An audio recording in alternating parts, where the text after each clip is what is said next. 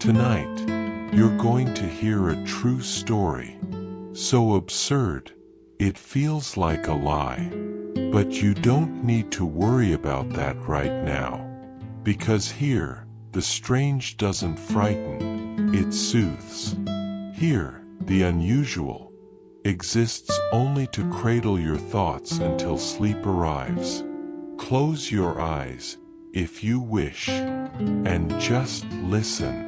Space is, perhaps, the deepest silence humanity has ever known. Out there, where there's no wind, no sound, no time as we know it, everything seems suspended, as if the entire universe were holding its breath. Since the first rocket streaked across the sky, breaking through the atmosphere into the unknown, we've looked upward with a mix of awe and fear. The cosmos is beautiful, but indifferent, and the void between the stars makes no promises of return. Still, we've sent people out there, in small, cold, isolated capsules.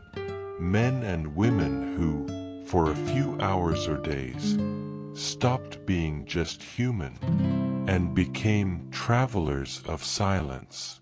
But what if I told you not all of them came back? And more than that, what if I told you some of them might not even exist in the official records? Cosmonauts whose names were erased.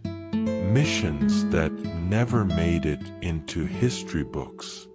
Radio signals picked up in the dead of night, with voices no one has ever been able to identify. Tonight, you'll hear one of those stories. The story of the ghost astronaut, or, as some prefer to call it, the mission that never happened. But before we go any further, take a deep breath. Let your body relax a little more. Feel the weight of your body being supported wherever you are right now. And if, by any chance, you're enjoying this feeling of weightlessness that mystery brings, consider subscribing to this channel. Because sometimes, all we need to fall asleep is a good question without an answer. Now, imagine with me, it's the 1960s. The Cold War is at its peak. The world is divided, tense, with eyes turned toward the skies. The space race is a showcase of power. Who gets there first, who stays longer, who dares to go further. But it's also a stage for secrets. Secrets that begin with a homemade antenna on the roof of an ordinary house. A story that didn't start with rockets, but with two brothers, two young men in the Italian countryside, who, by accident, ended up hearing something they weren't supposed to. Voices, static, strange signals, and one detail that would leave them silent for a long time. They believed that someone out there was calling for help, and no one was listening. What makes space so mysterious is not just the fact that it's vast, dark, or unreachable. It's what it hides, or rather, what is being hidden about it. During the Cold War, the world seemed to breathe in two different rhythms, one from the West and one from the East. On one side, the United States. On the other, the Soviet Union. Both competing in everything: sports, weapons, territory, and of course, who would reach space first. But unlike the festive images we see today in documentaries, with rockets launching amid applause and flags waving, much of what happened back then took place in secrecy. especially on the Soviet side. While the Americans made part of their missions visible to the world, the Soviets operated in a kind of controlled fog. Only what went right was disclosed, and when something went wrong, which happened often, nothing was said.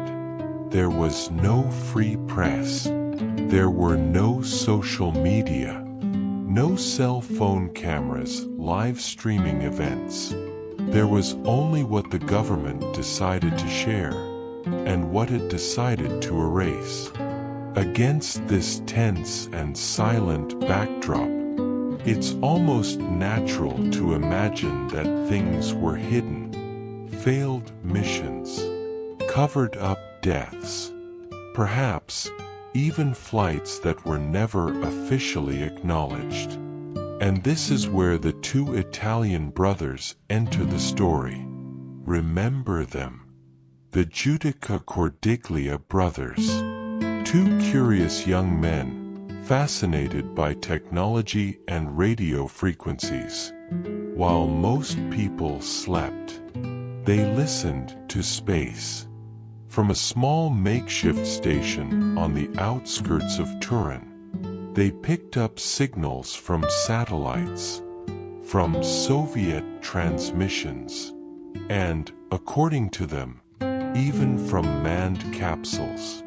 At first, what they heard were mechanical sounds, background noise, coded transmissions. But then, in 1960, something different came through. A heartbeat. Steady. Alive. Then, heavy breathing. As if someone were exerting themselves. Or afraid. They didn't know exactly what it was. But the signal was coming from space. And it was human. The Soviet government denied everything, said there was no cosmonaut in orbit on that date, that no spacecraft had been launched, nothing. But the brothers insisted. They recorded the signal, studied every second. And soon after, they picked up a second transmission. This time, it was a voice. A woman, speaking Russian. Hard to believe, I know. But she was saying, with a trembling, desperate voice, I'm burning. I'm burning. Can you hear me? That recording still circulates today among enthusiasts and investigators. Some say it's fake. Others believe it captured a real mission, one that ended in tragedy and was completely erased. Think about that for a moment. A capsule launched in a hurry, manned by someone whose final words would never reach Earth, except by chance. It's uncomfortable to imagine, but also intriguing. And the more you dig into the subject, the more gaps you find. Names that appear and then disappear. Conflicting records. Images of space crews with mysteriously missing individuals, as if they had never existed. Did the race for space glory justify the erasure of entire lives? Did the world watch in silence as human lives were sacrificed so that a narrative of victory could be maintained? Or is all of this just misinterpreted echoes in the static of space? It's hard to say, and perhaps we'll never know.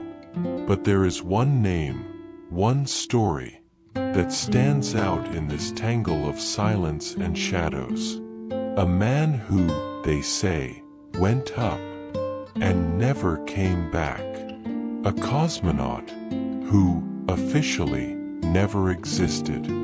Some stories are born from testimonies, others from documents, and then there are those that seem to be born out of thin air. Whispers that cross borders, leap over walls, transcend languages, and become something greater than mere suspicion. They become rumor. The story of the ghost astronaut began like that, with a strange noise, a solitary heartbeat captured in the middle of the Italian night, and shortly after, the voice of a woman pleading, lost in the void. It didn't take long for this mystery to escape the technical circles of radio operators and reach journalists, investigators, and the curious. Within a few months, the signals picked up by the Giudica Cordiglia brothers were circulating throughout Europe. People wanted to know, who was up there? Who were those voices? Why was no one talking about them? Gradually, names began to emerge. Supposed missing cosmonauts. Men, and maybe women, who were allegedly launched into space on secret missions and never returned. But there was one problem. None of these names appeared in official records. There were no photos, no biographies, no public documents. All that existed was speculation. But speculation has power, especially when the world is thirsty for suspicion. The Cold War was a fertile ground for rumors, and any shadow became evidence.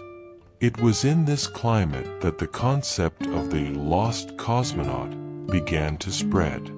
Reports on independent radio stations, clandestine publications, late-night programs fed by anonymous letters, all raising questions that no one could answer with certainty.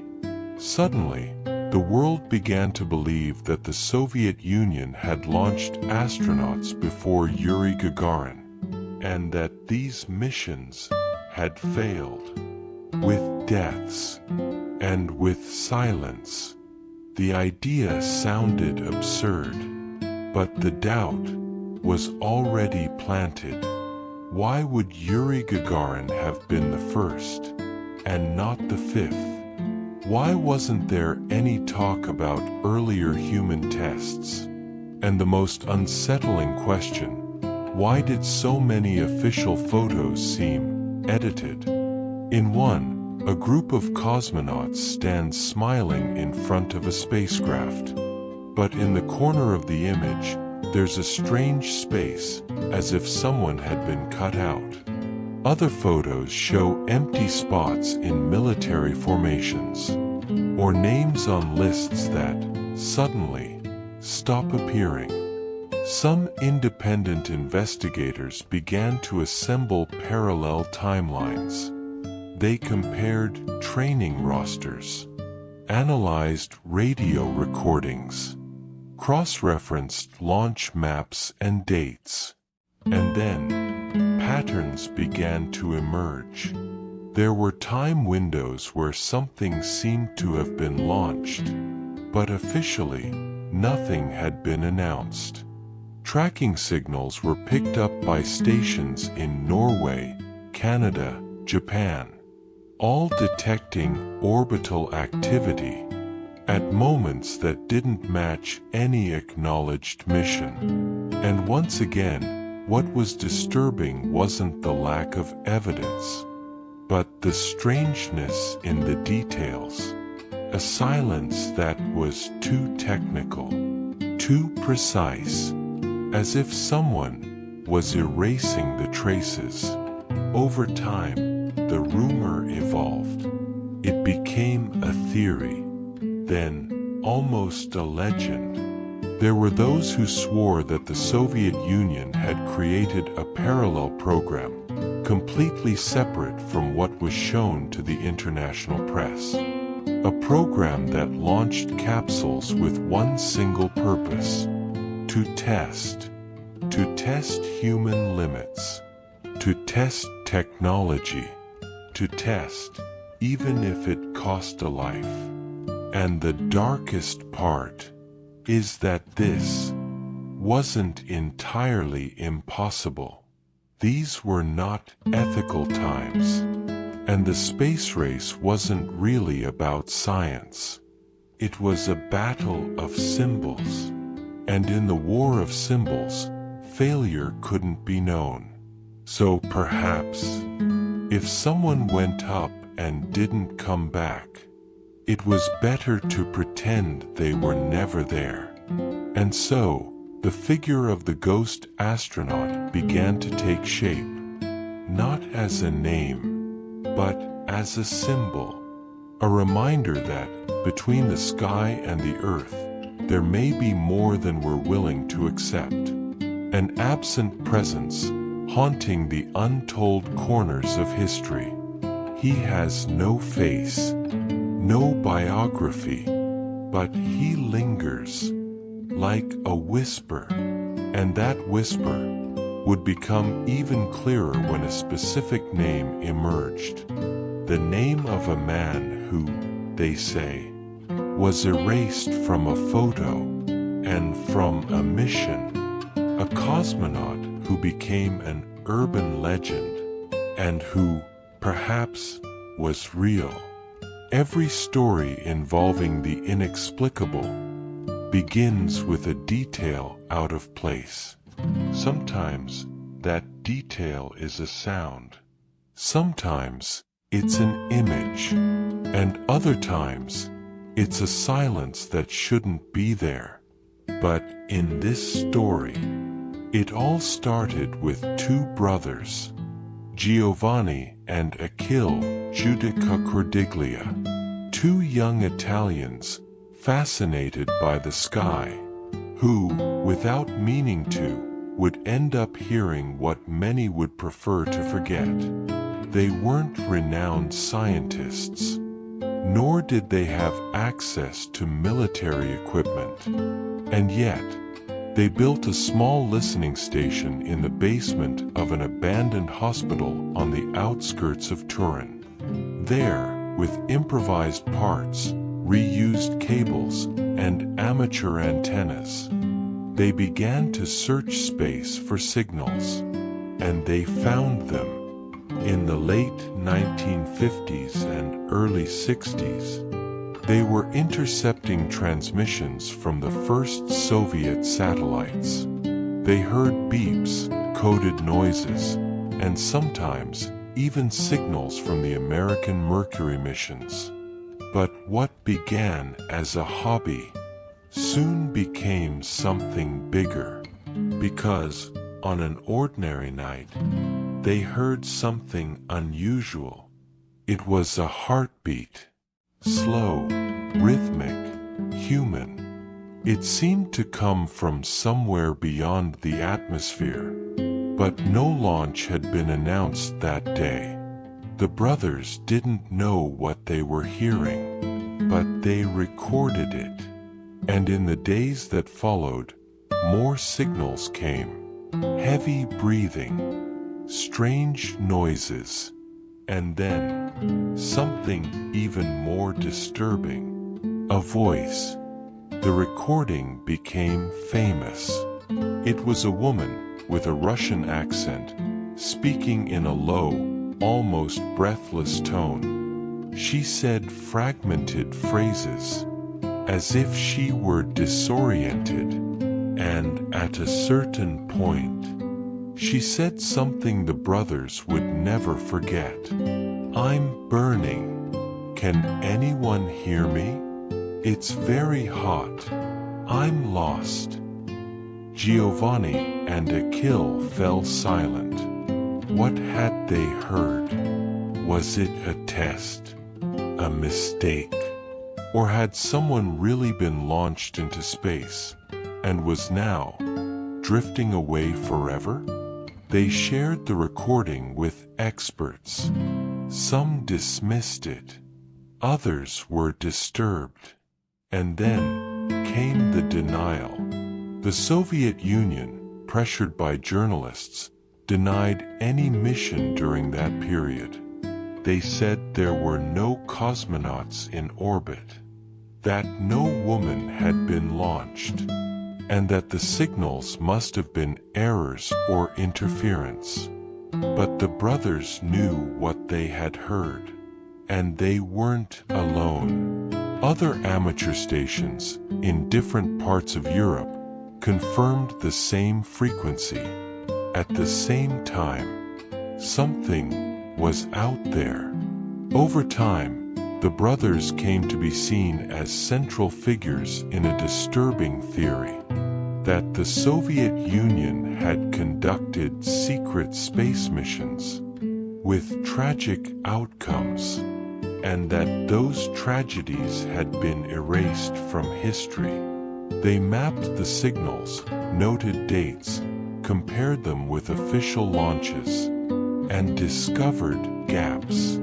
Days when something seemed to have happened, but that weren't recorded anywhere. And so, Giovanni and Achille stopped being just radio amateurs. They became, unintentionally, the chroniclers of a possible hidden chapter of the space race. They were criticized, mocked by some, respected by others, but they never stopped recording what they heard. Today, their archives still exist, kept like relics from a shadowed era, where not everything that went up came back down, and not everything that was launched was reported. The most curious part is that they never claimed with certainty what they had heard. They never said, "This is true," but they also never said, "This is false." They simply delivered the sound and let the silence do the rest. And that silence to this day still echoes among the dead frequencies, among the erased voices, among the stars that spin tirelessly above our heads. The story of the ghost astronaut rests on that kind of void. The void between what was said and what was hidden. In 1961, the world was on the brink of change. That year, humankind would officially leave Earth for the first time and touch the emptiness of space. The name Yuri Gagarin would make its way into newspapers, into schoolbooks, and onto street signs. But just days before the fame and the applause, something strange was heard. At the same improvised station on the outskirts of Turin, the Giudica Cordiglia brothers picked up a signal unlike any they had heard before. It was human, undeniably human. The transmission began with mechanical sounds, resembling a monitored heartbeat. Then came muffled noises, like heavy breathing, and then silence. Not the natural silence of space, but a silence of someone about to speak. And the voice came, faint, disjointed, but clearly a female voice. She spoke Russian. The words were short, broken, as if breathing was difficult. She said she was alive, but lost. As the minutes passed, the tone shifted. The voice became more tense, more urgent, until phrases emerged that, years later, would still be etched in the minds of those who heard them. It's hot, very hot. I'm burning. Can anyone hear me? After that, nothing. The transmission ended. What unsettled the brothers most was that there were no records of any launch during that time.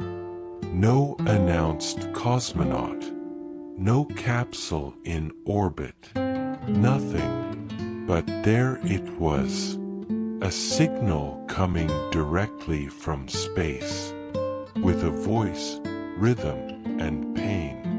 They listened to the recording dozens of times, tried to decipher it, clean it, isolate it. They consulted engineers, linguists, doctors. Some said the voice sounded real.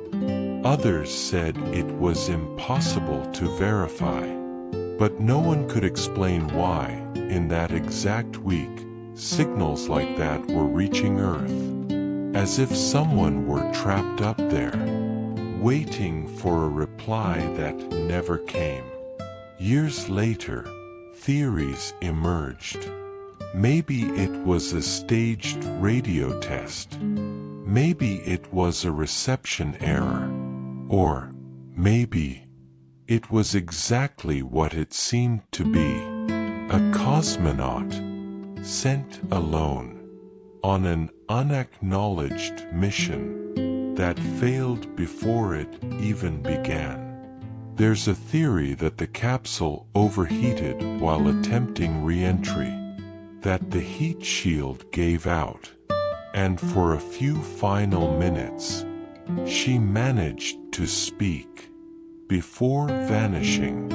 But there's no confirmation, no name, no record. The voice appeared and disappeared. In the Soviet Union, no one spoke. There was no national mourning, no official statement. The silence was complete, as if that frequency had never existed. Today, that recording still exists, and can be found by those who look. But time has made it almost mythical, because it's not only about what was said, but about what was felt when hearing it. Something in that voice seemed to know it wouldn't return. Maybe that's why so many people believe in it, because more than any proof, what it carries is a feeling of abandonment, of muffled desperation, of presence in the loneliest place in the universe. And even if the voice was just a mistake, or a displaced echo in time, it reminds us that behind every human achievement, there are always risks. There are always sacrifices. And sometimes, there are secrets. Secrets that burn. That transmission deeply marked the Giudica Cordiglia brothers. After it, they looked to the skies with a different awareness. No longer as curious adventurers, but as witnesses to something that was never admitted. And that story would soon take on a face, an erased name, a fabricated identity, later denied. A man said to have gone into space and returned only as an absence. There are things that, even when we don't understand them, touch us in a strange, inexplicable way. A distant melody, a childhood scent, or, as in this case, a voice coming from nowhere, and yet somehow piercing straight through us. After capturing that strange signal in 1961, the Giudica Cordiglia brothers spent days in silence, replaying it, reanalyzing it, trying to understand if what they had recorded was real. And the truth is, yes, there was something profoundly real in that recording. Not in the technical sense, but in the human sense. It was a woman, Her voice was steady, yet tense. The accent was clearly Russian. She spoke only a few words, but each carried the weight of restrained panic. It's hot. I can't control it. It's spinning too fast. Do you hear me? Answer me. I'm burning. That was the message. No more than a minute and a half of transmission. Fragmented, almost whispered, but enough to freeze the air in the room where the brothers listened, alone, in the dark. For a few moments, it didn't feel like just a recording. It felt like a plea, a desperate cry, drifting between stars and antennas, searching for a human ear willing to listen. For a long time, experts tried to explain the origin of the recording. Some suggested it was a Soviet simulation to test frequencies. Others claimed it was simply a misreading, or even a hoax staged by the brothers themselves. But none of them could prove it. And while the technical debates piled up, the recording took on a life of its own. It became known as the voice from the ghost orbit. And even without a name, a face, or official confirmation, it became a symbol, a haunting reminder that not every mission ends with applause, and that maybe the first human to die in space was never officially acknowledged. The most accepted theory among those who believe in the recording is that this woman was part of an experimental mission launched before Gagarin, perhaps to test the limits of the capsule, perhaps to go just a little further. And according to this hypothesis, something went wrong. Very wrong.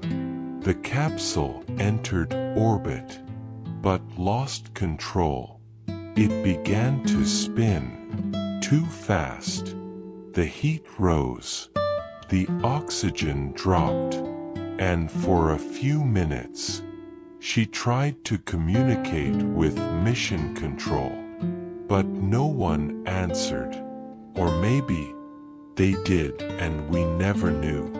Perhaps the reply was censored, or ignored, or buried forever. This voice's story touched many people over the years. Artists composed songs. Writers imagined scenarios. Even television dramatized the moment, with actresses portraying that mysterious woman, trapped in a lonely capsule, surrounded by nothingness. But what makes this story even more disturbing is the absence of anyone to tell it. There is no official source, no family to confirm it, no funeral. The woman from the recording has no birth certificate, nor a death certificate, and yet her voice still exists, hidden in old tapes, retold in obscure forums, heard by the curious and the dreamers in the stillness of night. There's something deeply lonely in that, to think a human life could have ended this way, in a tiny spacecraft, unseen, her body strapped to the capsule, and her soul perhaps drifting among Earth's orbits. But there's also something moving about it, because, in a way, the recording preserves that existence. Even if only faintly, even if we never learn her name, she spoke, she was heard, and now remembered, and maybe, in the end, That's more than many human stories ever receive.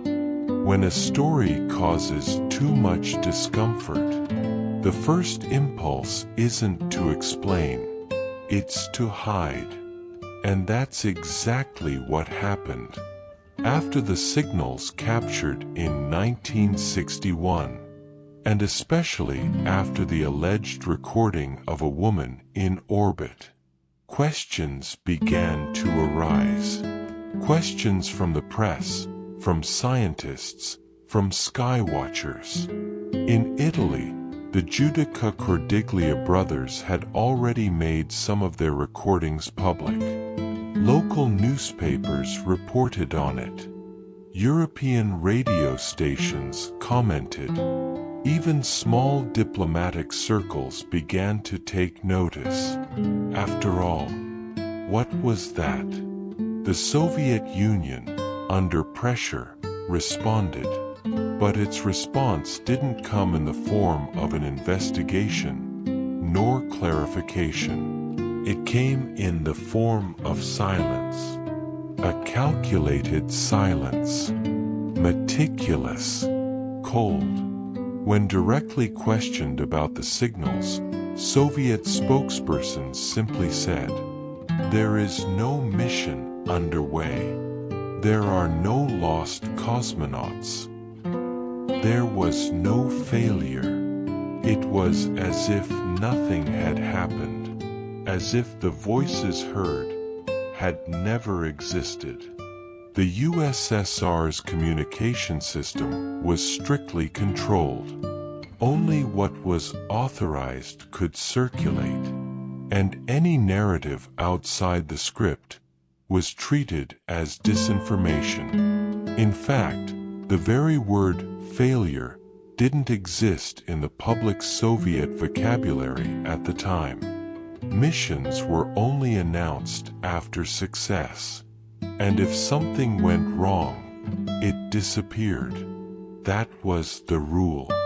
But it wasn't just about information control. It was a matter of national identity, of prestige. The space race at that moment was more than science or achievement. It was propaganda, and for a regime that relied on an image of invincibility, a lost cosmonaut in silence was inconceivable. Internally, we now know that several tests failed, that capsules exploded, that prototypes never launched. But that information only came to light decades later, with the opening of archives after the fall of the USSR. And even in those documents, nothing is said about a woman in space before Gagarin. No records, no clues, as if someone had existed, they were deliberately erased from the timeline. And that is the most disturbing part. Because if there's something more unsettling than disappearance, it's erasure. The disappeared are still searched for. There is still doubt. But the erased, it's as if they never were. For a long time, the West had no way to confirm anything. Radars were imprecise. Information arrived with delay. Evidence was fragmented. All that remained was to trust, or to doubt. And many did doubt. The press began publishing articles about phantom missions. Unofficial lists of missing cosmonauts emerged. Some names resurfaced, with disconnected stories and unconfirmed endings. But to the Soviet government, all of this was Western propaganda. Lies meant to discredit their victories. They denied everything. Always. And perhaps that's the cruelest answer. Not a no, but a nothing. The woman from the recording was never debunked. She was simply ignored. Her cry for help was never acknowledged. Her existence never admitted. And in that silent and intentional gesture, the USSR revealed something profound about its space project. That it wasn't just about reaching the stars, but about controlling the story of the journey. If something failed, it was as if it had never been attempted. If someone died, their memory died too. Perhaps that's why stories like The Ghost Astronaut endure. Because there is nothing more powerful than a mystery that should have been forgotten, and insists on being remembered. The Soviet Union's official silence didn't close the case. On the contrary, it only fueled the world's curiosity. And soon, watchful eyes would begin to find visual clues, strange photos, altered records, and, in particular, a name that disappeared from an image, a cosmonaut who was erased from history, not with violence, but with a simple photographic retouch. That will be the next clue, and perhaps the next ghost. There's something deeply unsettling about realizing that official history might have holes, and not accidental ones, but carefully planned silences. For years, the Soviet space program was surrounded by an aura of perfection. Each mission carefully announced only after success. Each image polished, orderly. Each name hand-picked to represent not just bravery, but the glory of the regime. But over time, small cracks began to appear. Visual inconsistencies, inexplicable disappearances, altered lists, photographs incomplete. It's curious how the eye gets used to what is present, and almost never notices what's missing. But once you begin to look, the absences become loud. One of the most emblematic images from the early days of the space race showed a group of young Soviet cosmonauts gathered for an official photo. All in uniform, smiling, proud. But there was something strange. In the corner of the image, an empty space, disguised, but not well enough, as if someone had been removed from it. Later, comparisons with earlier versions of the same photo revealed the difference. A man had been erased, digitally, or perhaps through traditional photographic manipulation from the time. His name? It varies from account to account. Some point to Grigory Nelyabov. Others say the erased face belonged to someone who was never even officially named. Grigory, for example, was one of the first 3 cosmonauts chosen for training, alongside Gagarin. But, for reasons never fully explained, he was excluded from the program. The official story says it was due to misconduct or disciplinary issues. But what's intriguing is that his image was deliberately removed from public records. As if, after his departure, he had ceased to exist, at least officially. And he wasn't the only one. Other names appear in internal documents, but are absent from public celebrations. Some listed as participants in test missions, others simply marked as inactive, with no further explanation. And these erased names began to raise questions. How many of them were trained for spaceflight? How many actually entered capsules? How many, perhaps, launched in secret?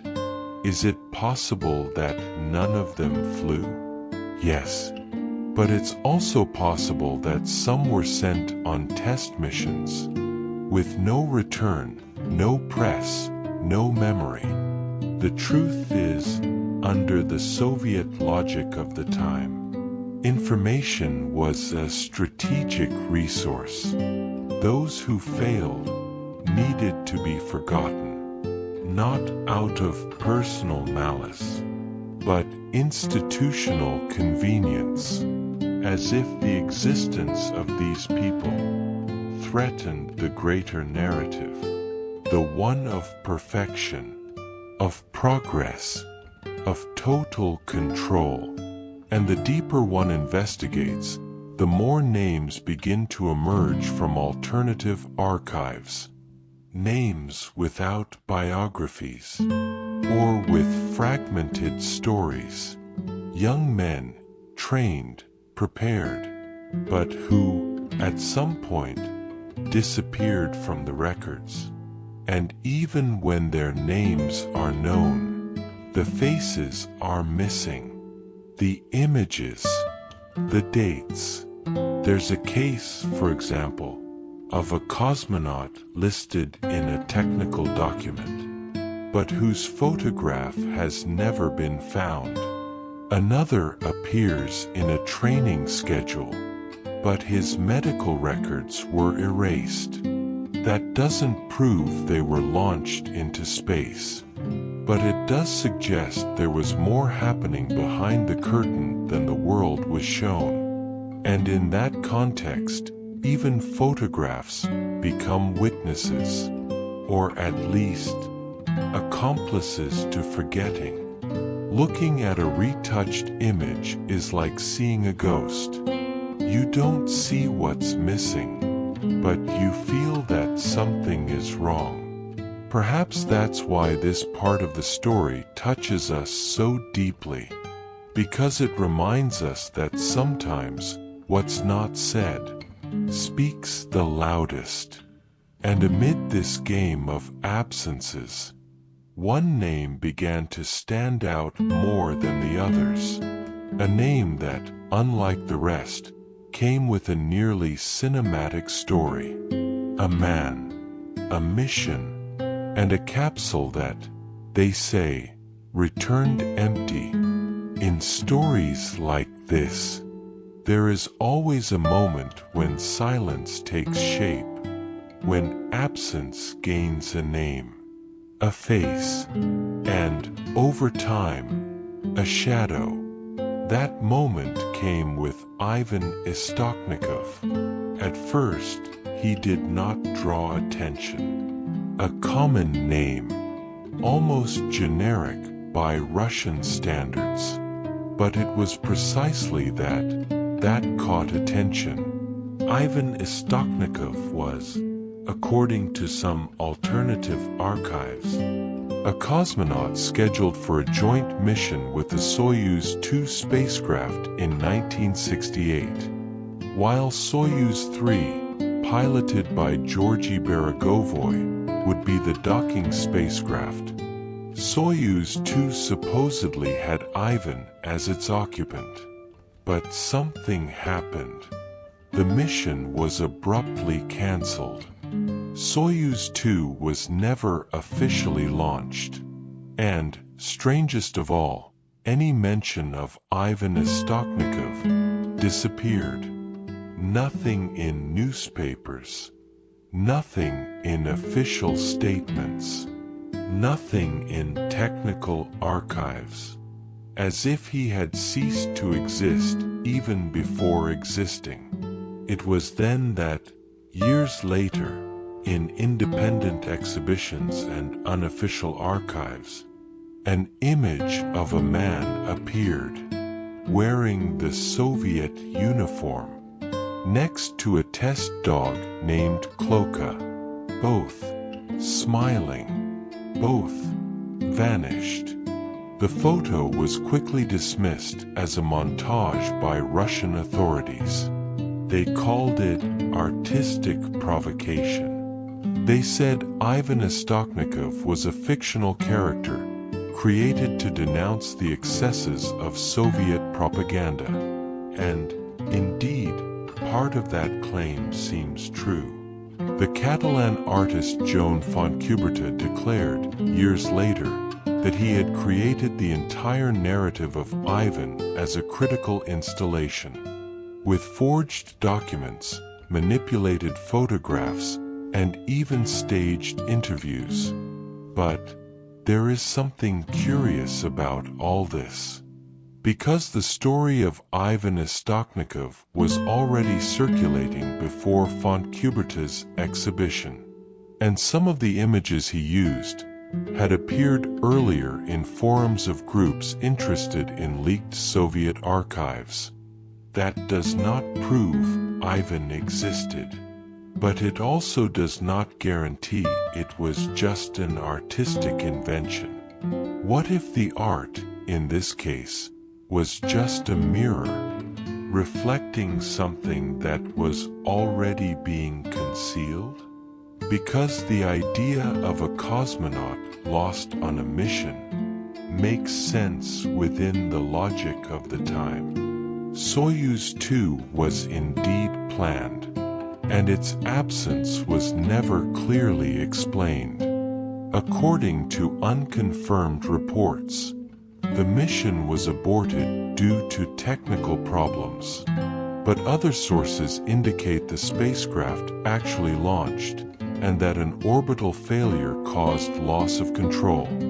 The strangest hypothesis, but also the most symbolic, is that Ivan Istoknikov was launched alone, and that the spacecraft returned without a crew member, or worse, never returned at all. And so, it was more convenient to deny his existence than to explain his death. If this sounds absurd, it is important to remember that other similar stories circulated in the same period, all following the same pattern: names that appear and vanish, missions that show up in drafts but not in official announcements, photographs with blurred silhouettes, as if space were populated not only by stars, but also by absences carefully orchestrated. Ivan Istoknikov, real or not, became a symbol of the invisible cosmonaut, of the sacrifice without a tombstone, of the man who rose and had neither the right to public failure nor private mourning. What remains of him is the idea, the blurred image, the possibility, and perhaps that is what frightens the most. Because when someone dies, the pain can be shared. But when someone is erased, the pain is silent, almost secret, as if floating, alone, in eternal orbit. The image of Ivan, real or fictional, invites us to reflect on what silence may hide, and on how history is sometimes not told with words, but with absences. And even if he never existed, his absence seems to speak, whisper, like an echo coming from the depths of space, or from the part of memory where we leave what is too uncomfortable to be remembered. Some stories are born from reality, and others sprout from the fertile ground of doubt. Between them, the lines blur, overlap, and shape a narrative that is both fascinating and unsettling. The story of the ghost astronauts, those who would have been launched into space but were never officially acknowledged, belongs to this threshold. neither fully proven nor entirely dismissed. A space between the certain and the uncertain, the said and the omitted. After exploring erased names, vanished faces, and voices lost in the void, it is natural for questions to arise, and with them, theories. Some believe that the Soviet Union conducted secret missions before Yuri Gagarin, testing capsules, equipment, and human limits. Tests that, if they failed, would be silenced. Tests that cost lives, perhaps many, and that never entered history books. Others say that the Soviet space program sought to create a kind of perfect cosmonaut. A pilot without a name, without a face, stripped of rights. Just a body launched into space in the name of science and progress. There are those who imagine that some manned capsules may have been hastily launched, with improvised crews on risky missions, with the sole purpose of winning the race, no matter the cost. Amid all this, darker rumors suggest that it wasn't just technical errors or equipment failures, but covert human experiments, tests of physical and psychological endurance pushed to the extreme. Some of these theories gain strength when confronted with official silence, with gaps in Soviet archives, with retouched images and erased names, and even if there is no concrete proof. This lack of answers, this silence, is itself a clue, because, for many people, denying a mystery is as revealing as confirming it, and the intensity with which Soviet authorities denied any accident, any secret mission, only strengthened the idea that there was something to hide. On the Western side, intelligence agencies tried to capture signals, searched for fragments of information, tried to fill in the gaps. But the veil of secrecy was thick. Not even the Cold War, with its disputes and information leaks, could fully penetrate this mystery. The story of the ghost astronauts is, therefore, an invitation to reflection on what humanity is willing to sacrifice in the name of progress, on how many names were silenced, on how many voices were erased, and also on what the empty spaces we leave in collective memory mean. Because these voids, like the missing astronauts, float among us, invisible but present. They are shadows cast by fear, by pain, by the need to believe we are not alone, not even in our defeats. Thus, the mystery of the ghost astronaut leads us to a deep and silent place, where science and legend meet, where facts blend with distant voices, and where, perhaps, silence is the only testimony left. Amid the veil of silence that surrounded the untold stories of the space race, fragments emerge, small pieces of an incomplete reality, which seem to whisper, timidly, between the shadows of time. These pieces of evidence, sometimes sounds, other times images, are not definitive proof. They are loose, incomplete fragments that challenge the official narrative and keep the flame of mystery alive. The Giudica Cordiglia brothers were pioneers in this work.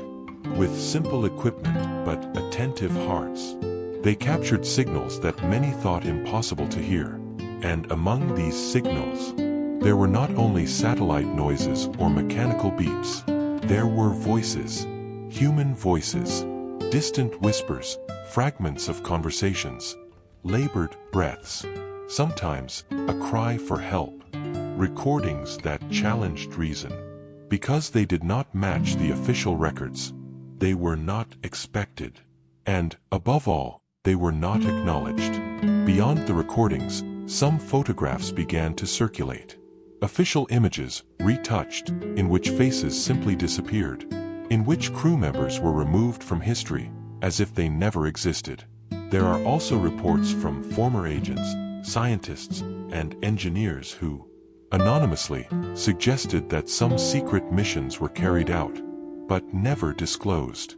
Stories that, out of fear or loyalty, remained hidden. There are still accounts of signals intercepted by other amateurs, which align with the dates and frequencies captured by the Giudica Cordiglia brothers, creating a pattern that cannot be ignored. All these pieces of evidence are fragments of a puzzle, whose complete image is still hidden. The most curious thing is that, despite all these clues, there is no consensus about what really happened. Interpretations multiply, as do the doubts, but perhaps that is not the point.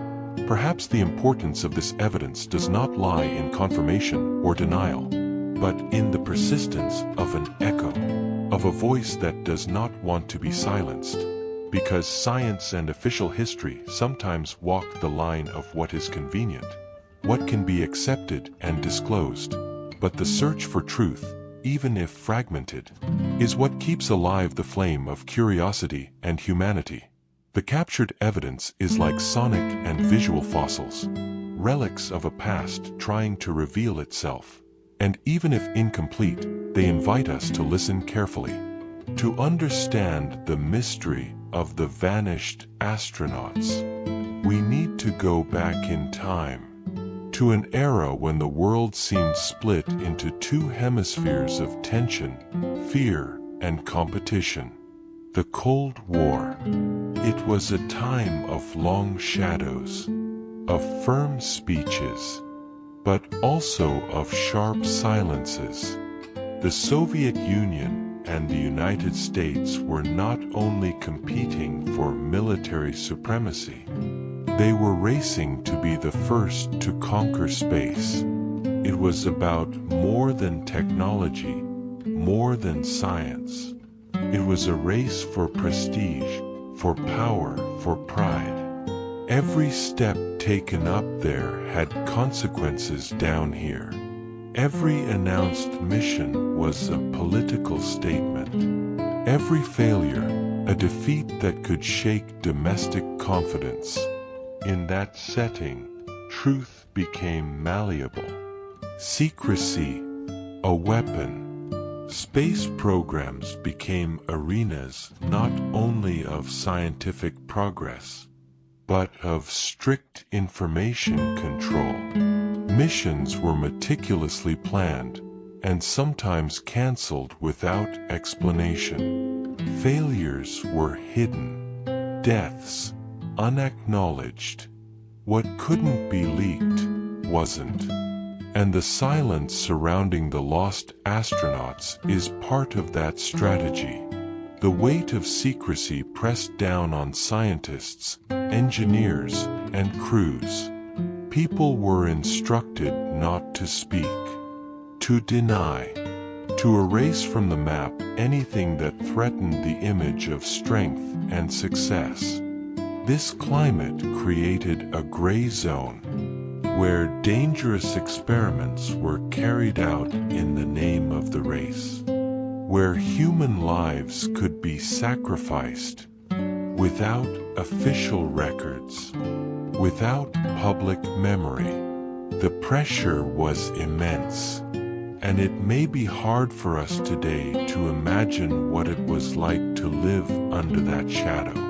On one side, the hope for a future among the stars. On the other, the fear of failure, of being forgotten. In this context, the existence of phantom astronauts doesn't sound so absurd. On the contrary, it makes sense. They are the faces erased to maintain an illusion, the voices silenced to preserve propaganda, the bodies that never returned, their stories buried. But despite the silence and denial, these stories persist. They emerge on the edges of the official narrative, in leaked documents, in forgotten recordings, in retouched photographs, because the truth, no matter how hard they try to hide it, has a way of escaping, of revealing itself in the details, in the empty spaces, in the whispers. And it is in the meeting of official silence and the murmur of evidence that the mystery of the Phantom Astronaut is born. In the silence of secret archives, many voices were never heard, but sometimes, between the cracks of time and fear, a few words manage to slip through. They are timid accounts, almost whispered, from those who were there, but had to remain silent. One such account came from a Soviet engineer, whose name was never officially acknowledged. He worked behind the scenes of the space program, involved in the development of the first manned capsules. For decades, he remained silent, until, in an anonymously recorded interview, he decided to tell what he knew. He spoke of secret missions, undocumented, of tests with human crews sent into space, but never disclosed. He spoke of voices picked up at stations, of mysterious signals that vanished as quickly as they appeared. He told of one such test, in which a capsule suffered a serious malfunction. The astronaut on board tried to send distress messages, but communications were cut off. The order at that moment was to suppress the case. He described the anguish of the engineers, the fear of retaliation, and the feeling of helplessness in the face of such a heavy secret. This account was never officially confirmed, nor denied. It remains in the shadows, like so many other stories from that era. But perhaps it is precisely this lack of confirmation that makes the mystery even deeper. Because when words escape from silence, even if fragmented, they illuminate what official documents try to hide. And for us, the listeners, this account is an invitation to hear the lost voices, to look beyond the retouched photos, to feel what lies in the empty spaces of history.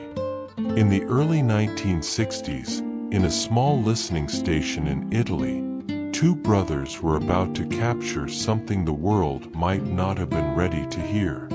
Piero and Giancarlo Giudica Cordiglia were not astronauts, nor renowned scientists. They were curious, observant, and devoted, armed with simple equipment and a dream, the dream of listening to space.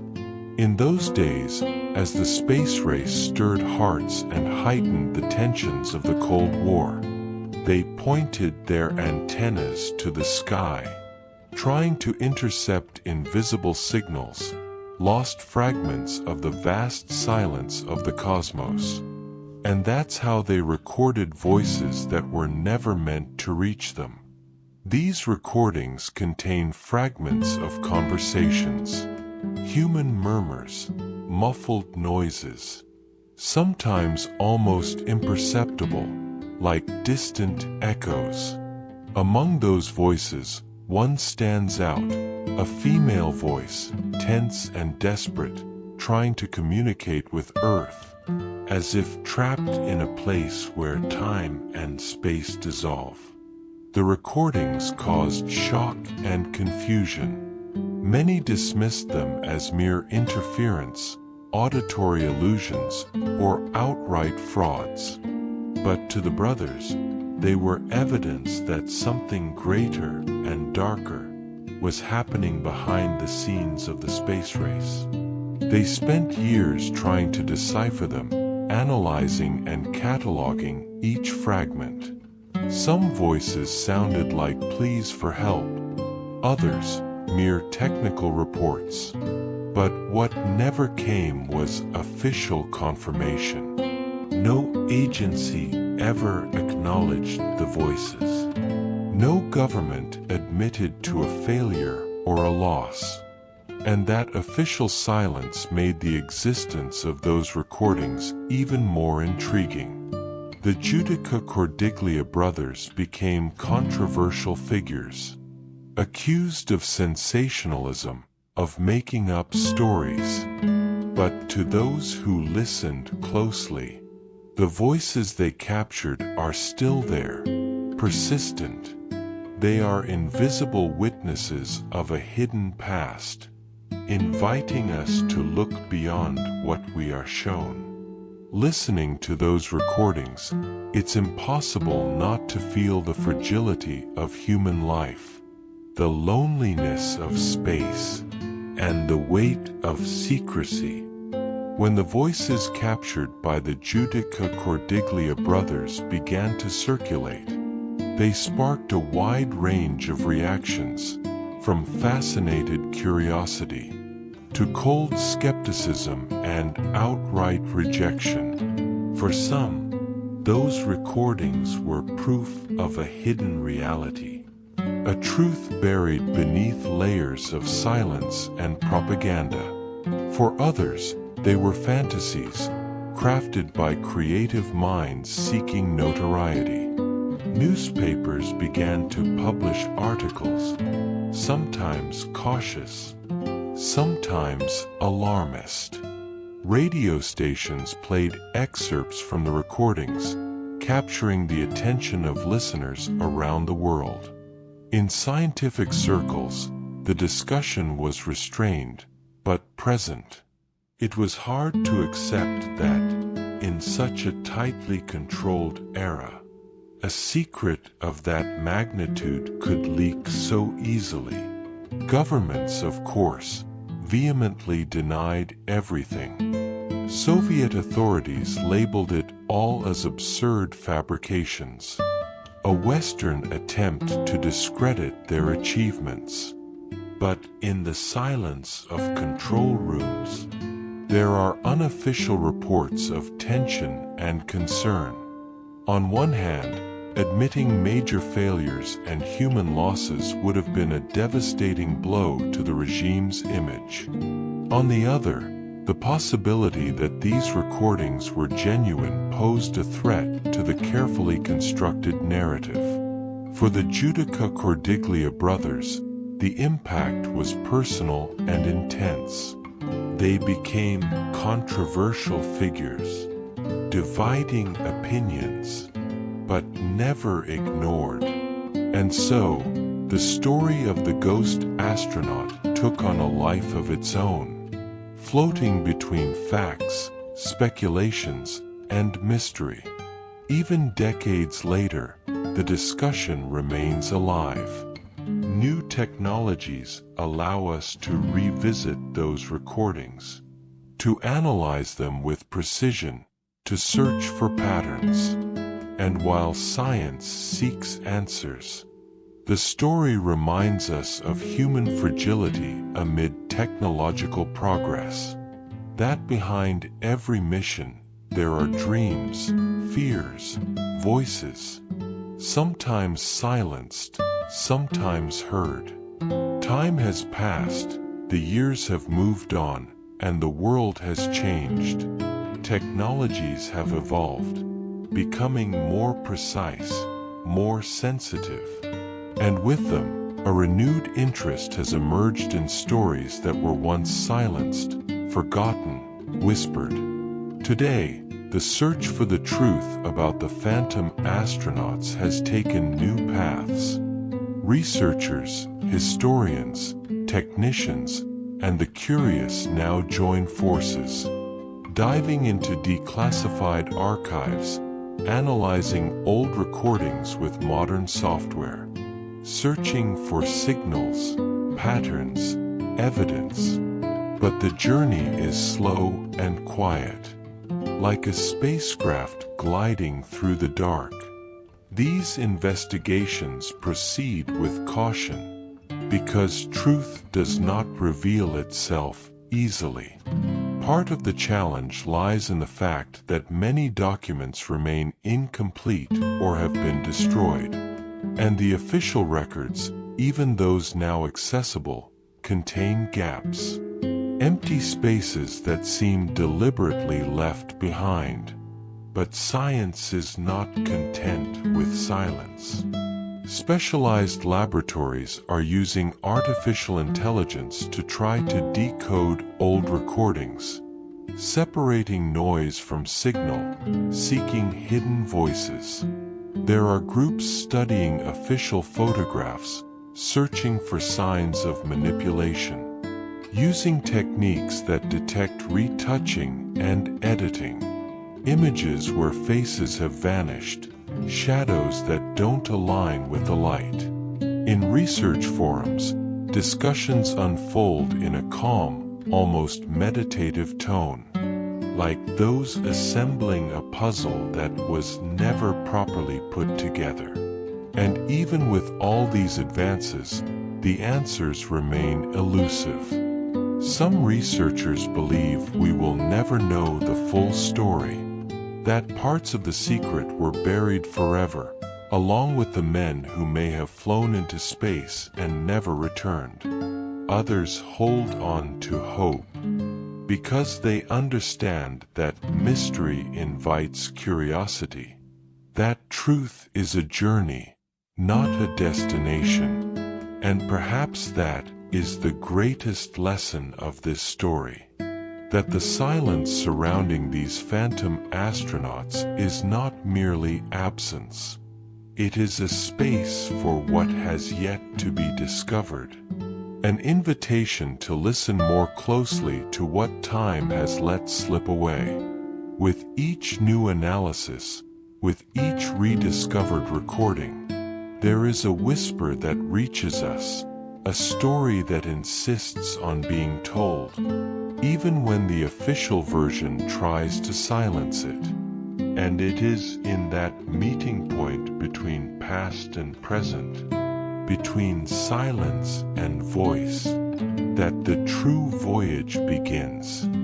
As the story of the Phantom Astronaut drifts between silence and shadow, our gaze is drawn towards something deeper, the nature of memory, of truth, and the cost of progress.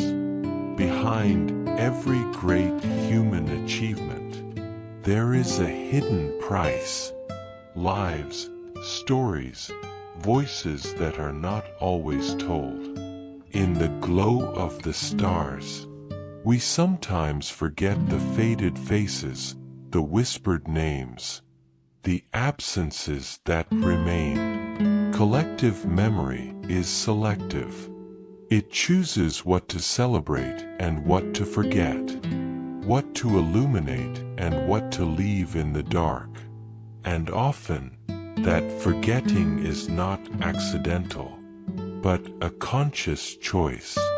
In the context of the space race, political pressure, ideological rivalry, and the fear of failure enforced a silence that still lingers today. The Phantom Astronaut is not just a story of mystery. It is a symbol of silenced voices, of hidden errors, of invisible sacrifices, and it reminds us that progress, no matter how brilliant, is always accompanied by shadows. To reflect on this is to acknowledge the complexity of being human, our ability to dream and to create, but also to hide and to deny. It is also an invitation to cultivate empathy, to remember that behind every technological leap, are people with fears, hopes, and pain, people who deserve to be remembered, even when the world tries to forget them. In the end, perhaps the true legacy of the Phantom Astronaut is this: a call to awareness, to look beyond the spectacle, to hear the voices that time tried to silence, and to embrace the full story, with its light and its shadows. Now, as we close this chapter of our journey, I invite you to reflect on these quiet stories, on what they tell us, not just about the past, but about who we are and where we want to go. If this mystery touched you, leave a comment, share your reflections, and if you haven't subscribed to the channel yet, consider joining us, so we can continue this gentle and profound search for the truths that time whispers to us. The space race was one of the most fascinating chapters in human history, but like every great adventure, it hides more than just victories and achievements. It conceals forgotten stories, unresolved enigmas, and mysteries that still echo in the silence of time. Beyond the tale of the Phantom Astronaut, there are reports of missions that vanished from the official narrative, of events that seem to defy logic, and of accidents never acknowledged. Stories that, like shadows, drift between the past and the present, waiting for someone to listen closely. Among these mysteries are the aborted missions that were never explained, crafts supposedly launched in secret, but whose records were erased or never existed at all, and communications that vanished, leaving behind only static and silence. There are also reports from amateur astronomers of strange equipment, signals that don't match any known frequency, that seem to carry encoded messages, or perhaps fragments of a hidden past. And then there are the personal accounts of cosmonauts and astronauts, some of whom spoke of inexplicable experiences, strange sensations during flights, and encounters that were never officially confirmed. All of this forms a parallel universe within the space race, where the unknown blends with the official record, and where silence becomes part of the story. These mysteries invite us to look at the sky with greater care, to listen to the whispers between the stars, and to remember that behind the glow of achievement, there is always more than meets the eye. Among the many stories woven into the fabric of the space race, there are personal accounts that defy simple explanations. These are narratives that walk the line between the real and the unexplainable, between the concrete and the ethereal. One such account came from a cosmonaut who, after returning from orbit, spoke of experiences that went beyond technique and science. He spoke of moments when time seemed to stretch, of strange sensations, of silent presences he could not name. These words were never recorded in official documents, never included in public interviews. They were shared only in closed circles, in hushed conversations, as if the fear of being discredited made silence the safest choice. He described a flight where the stars looked different, where space was not merely empty, but inhabited by something unseen. He spoke of moments of disorientation, when reality itself seemed to fold. To many, such stories might sound like fantasy or hallucination. But for those who have lived the unique experience of space, the unknown is a constant companion. This account serves as a reminder that, even in the midst of technological and scientific advancement, there are limits to what we can understand. And that space, so vast and silent, holds secrets that may never be fully revealed. As we close this chapter, I invite you to let your mind wander through these stories, to allow the silence and mystery to fill the space of your imagination, because sometimes we don't need clear answers for a story to move us. We only need to listen to the whisper of shadows and accept that some things will always remain just beyond our reach. We now arrive at the end of this silent journey, a voyage that led us through the lesser-known mysteries of the space race, through the faded echoes of astronauts the world seems to have forgotten, through the shadows that dwell in the places where official history dared not look.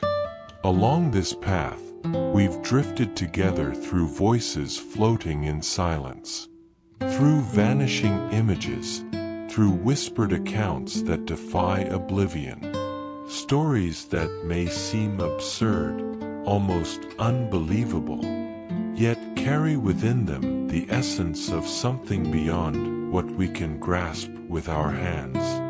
The complex blend of truth, memory, and the weight of progress.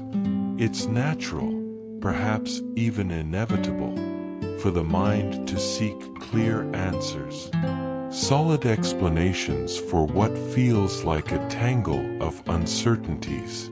But tonight, in this calm and quiet hour, I invite you to embrace the mystery as it is.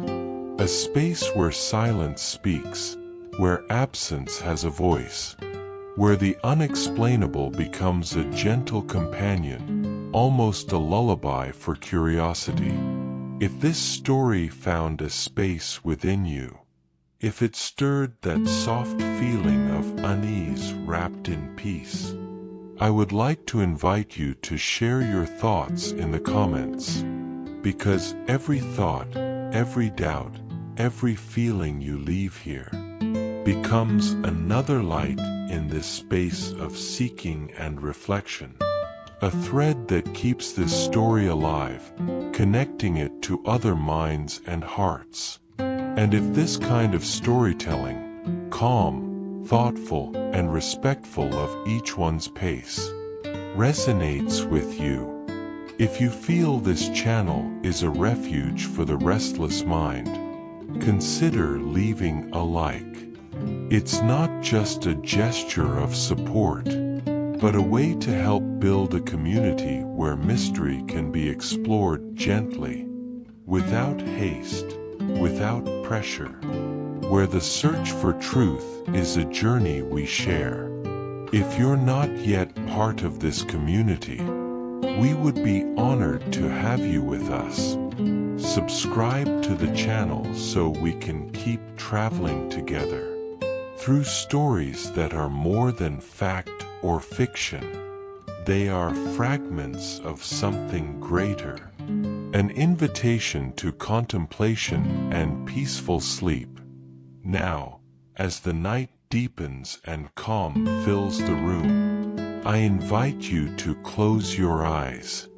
Let the stories we've heard tonight dissolve, like a light dream fading into the soft fog of sleep.